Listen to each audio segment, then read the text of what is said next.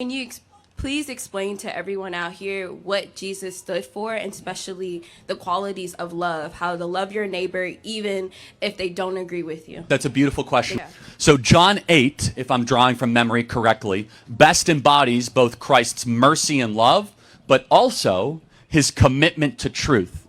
And sometimes in the modern gospel, we overemphasize the grace and we underemphasize the truth. Yeah.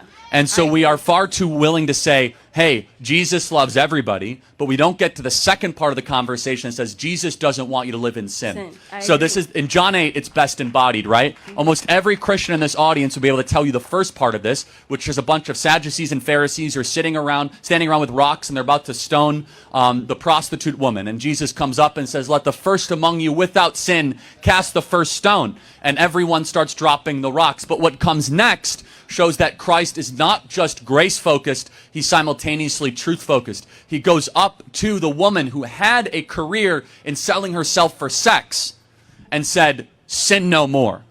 Now, imagine today how much trouble you would get in if you would go up to somebody and say, stop sinning.